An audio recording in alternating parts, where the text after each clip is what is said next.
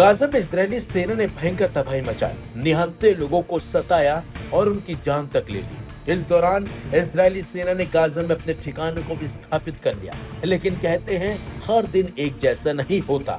जी हाँ, जिस हमास को खत्म करने का दावा इजराइल कर रहा था, उसी हमास ने इजरायली सेना की अब नाक में दम कर दिया है।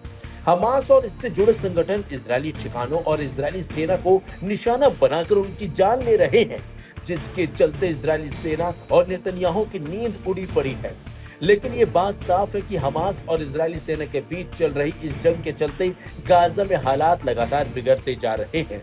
खबर है कि हमास ने इजरायली सैन्य ठिकानों पर मोर्टार से अब हमला किया है, जो 24 घंटे में चौथा सबसे बड़ा हमला है।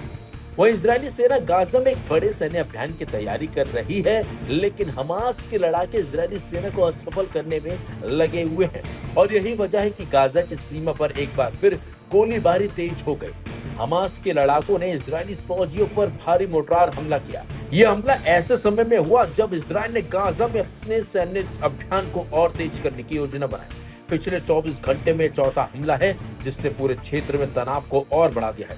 बाकायदा इस हमले का वीडियो भी हमास के लड़ाकों की ओर से जारी किया गया है। इन वीडियो में साफ साफ देखा जा सकता है कि किस तरह से हमास से जुड़े संगठन मोर्टार हमले आईडीएफ पर कर रहे हैं। वहीं इन हमलों ने इजरायल की नींद उड़ा दी है। हमास की तरफ से किए जा रहे हमलों के बीच इजरायली सेना के प्रवक्ता का बयान भी सामने आया, जिसमें उन्होंने कहा कि हम अपने नागरिकों की सुरक्षा के लिए हर जरूरी कदम उठा रहे हैं। गाजा में हमारी कार्रवाई आतंकवाद को खत्म करने के लिए है।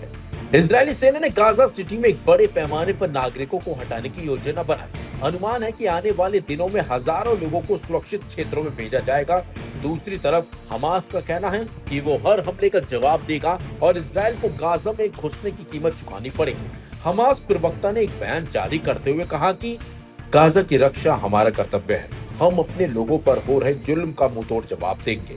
संयुक्त राष्ट्र और अंतर्राष्ट्रीय संगठनों ने गाजा में बिगड़ते हालात पर चिंता जताई है। मानवीय संकट गहराता जा रहा है। अस्पतालों में दवाइयों की कमी है, बिजली कटौती आम है और लोग पीने के पानी तक के लिए तरस रहे हैं। युद्ध अगर इसी तरह जारी रहा तो उसके दुष्परिणाम पूरे क्षेत्र को झेलने पड़ेंगे। वही अंतर्राष्ट्रीय विश्लेषक मानते हैं कि यह संघर्ष अब केवल दो पक्षों के बीच नहीं रहा, इसका असर पूरे मिडिल ईस्ट में स्थिरता पर पड़ेगा। गाजा में हिंसा की आग और भड़क रही है। ऐसे में सवाल यही है कि क्या कोई कूटनीतिक समाधान निकल पाएगा या फिर यह जंग और गहराएगी। इसी बीच दोनों तरफ के आम नागरिक सबसे बड़ी कीमत इसकी चुका रहे हैं, जो काफी बेकार और बदतर होती जा रही है।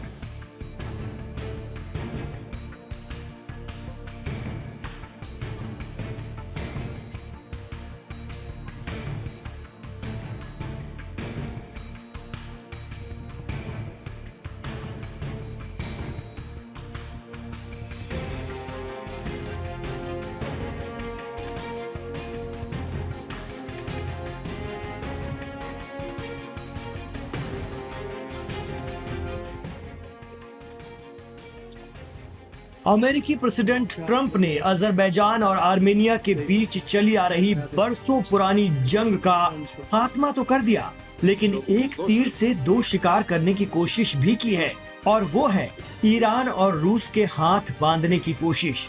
जी हाँ, 35 साल पुरानी दुश्मनी भुलाकर ईरान के पड़ोसी दो मुल्क मिल गए हैं, लेकिन इससे ईरान की टेंशन बढ़ गई है और ईरान ने भी सीधे धमकी दी है।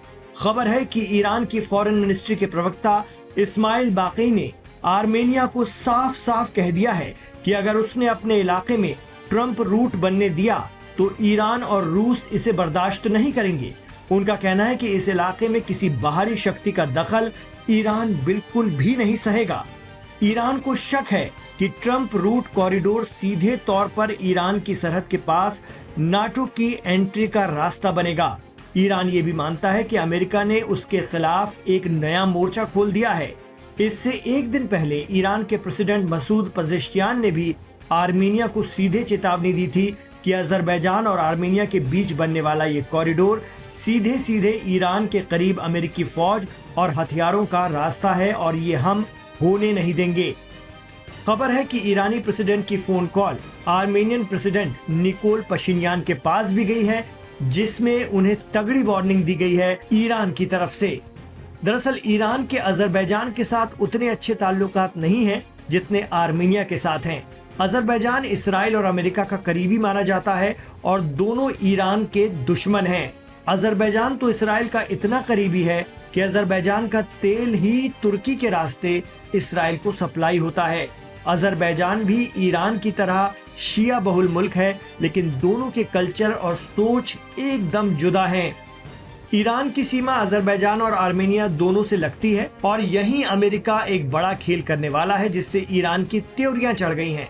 एक्सपर्ट कहते हैं कि ईरान की नाराजगी काफी हद तक वाजिब नजर आती है। दरअसल आर्मेनिया और अजरबैजान की दोस्ती के बहाने अमेरिका ईरान के बहुत करीब पहुंच जाएगा। जी हाँ, ईरान की सरहद के बिल्कुल पास, ईरान की सरहद के किनारे ट्रंप रूट, जहां होगी अमेरिकी आवाजाही।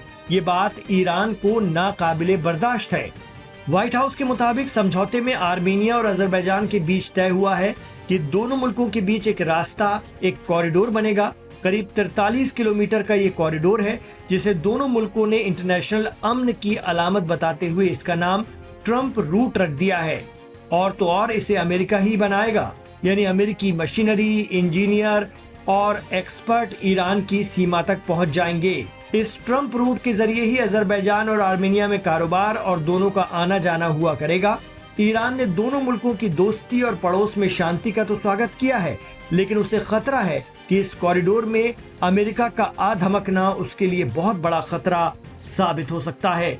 ईरान और अमेरिका की दुश्मनी जग जाहिर है और इसी साल जून में 12 दिनों की जंग के दौरान दोनों उलझ चुके हैं, वो भी इसराइल की वजह से।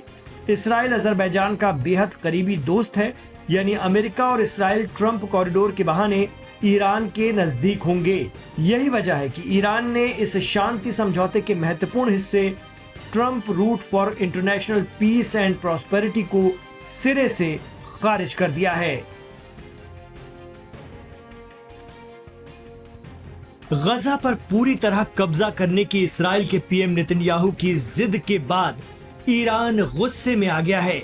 ईरान के सुप्रीम लीडर इमाम सैयद आयतुल्लाह अली खामेनी ने इसराइल को सीधे लफ्जों में कह दिया है कि ऐसी कोई भी जुर्रत हुई तो अंजाम भयानक होगा।